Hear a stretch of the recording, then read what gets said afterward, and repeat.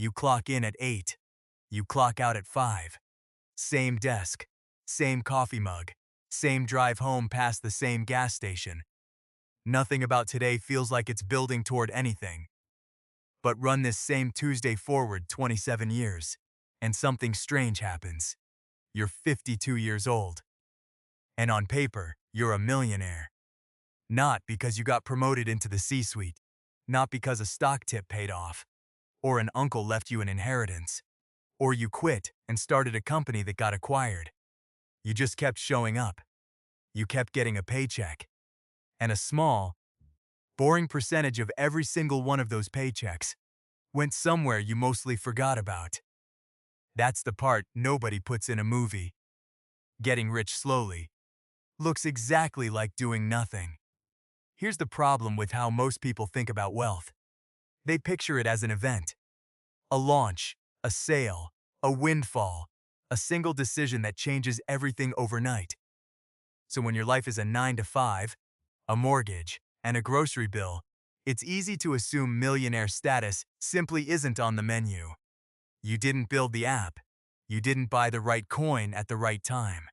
You have a job. But researchers who actually went and studied real millionaires found something that surprised even them. In 1996, Thomas Stanley and William Donko published The Millionaire Next Door after years of interviewing people with a 7-figure net worth. And most of them didn't look rich at all. They drove used cars. They lived in modest, unremarkable houses. Many of them were teachers, engineers, small business owners, and yes, regular employees with regular paychecks. What they had in common wasn't income. It was behavior. They consistently spent less than they earned, and they consistently invested the difference for decades without much drama. That word consistently is doing almost all the work. So let's actually walk through the math. Because this is where it stops sounding like motivational nonsense and starts sounding like a spreadsheet. Say you start your first real job at 25. You make $50,000 a year. Nothing extraordinary. Your employer offers a 401k with a partial match, which is essentially free money your company adds on top of what you save, sitting untouched in an investment account until retirement. You commit to putting in 10% of your paycheck. Your employer kicks in another 4% on top. That's roughly $7,000 a year going into the market. And you barely notice it, because it leaves your check before you ever see it.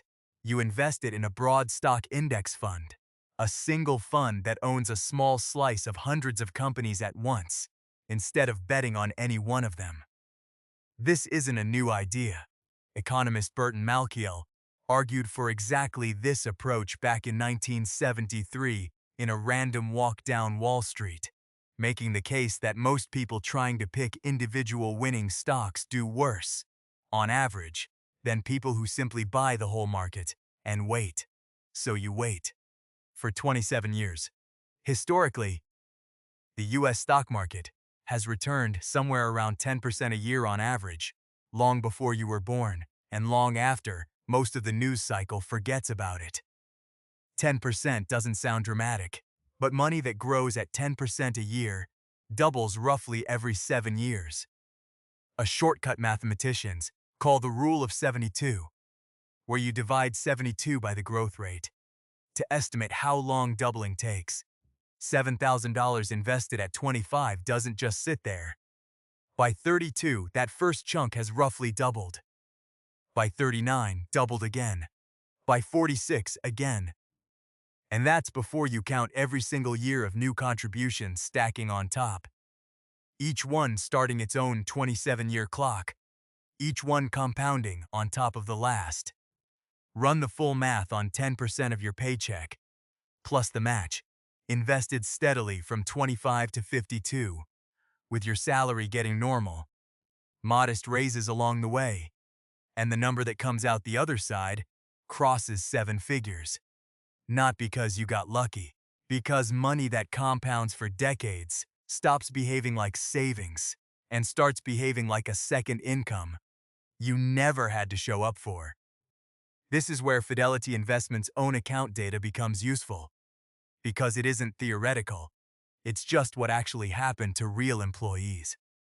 Every year, Fidelity reports on the number of 401k accounts in their system that have crossed the $1 million mark. The overwhelming majority of those account holders didn't get there through a single genius move. They got there through decades of steady contributions sitting in the market during both the good years and the terrifying ones, including 2008, when the market fell by more than half, and the people who kept contributing through the crash came out the other side further ahead than the people who panicked and pulled out.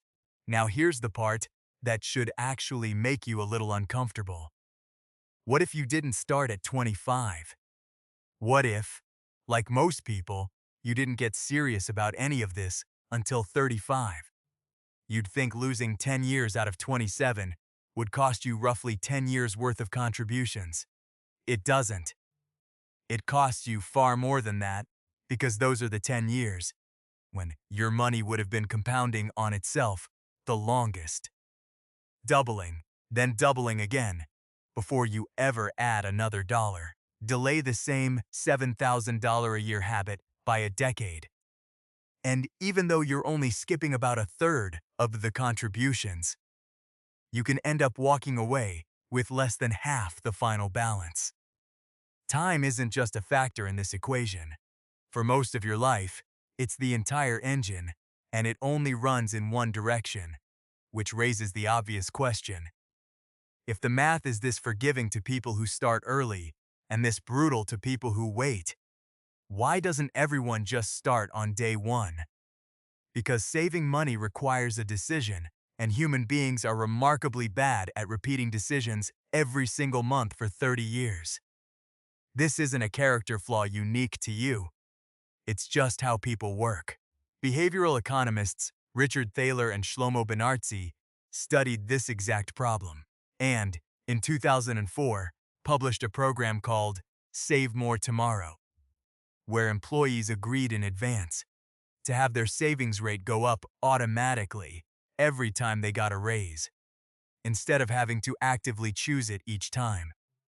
Employees in the program roughly tripled their savings rate over a few years, almost entirely because the decision had already been made for them once, in advance. Nobody had to feel motivated on a random Tuesday in March. The system just did what they'd already agreed to. That's the real lesson hiding inside your 401k statement. It was never about finding the willpower to be disciplined for 3 decades straight. It was about needing willpower exactly once. The day you set the percentage and let it run on its own. Here's the twist most people never see coming. The 9 to 5 was never the thing standing between you and $1 million. Impatience was.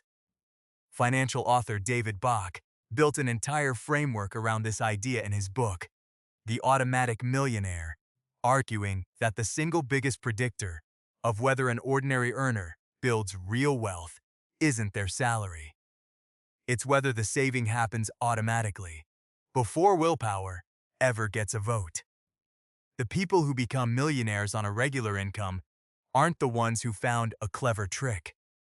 They're the ones who made the decision exactly once, at 25, and then let time do something willpower never could have done on its own. Compare that to the version of wealth most people are chasing instead. The side hustle that has to work every single month, the stock pick that has to be right this time, the crypto trade that requires perfect timing twice, once going in, once getting out. All of it demands your constant attention, constant decisions, constant risk of getting it wrong. The 9 to 5 millionaire path asks for almost none of that. It asks you to decide once, automate it, and then get out of your own way for 27 years. So bring it back to you, right now, on an ordinary Tuesday. You don't need a better job to start this. You don't need a raise, or a side income, or permission from anyone. You need the percentage coming out of this paycheck to be slightly higher than the percentage coming out of last month's. You need it set up so it happens automatically, the same way your rent or your phone bill happens automatically.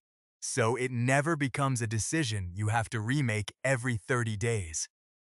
And then you need to do the hardest part of all, which is nothing. No panic selling when the market drops 20%. No chasing whatever made someone else rich overnight last week. Just the same 10%.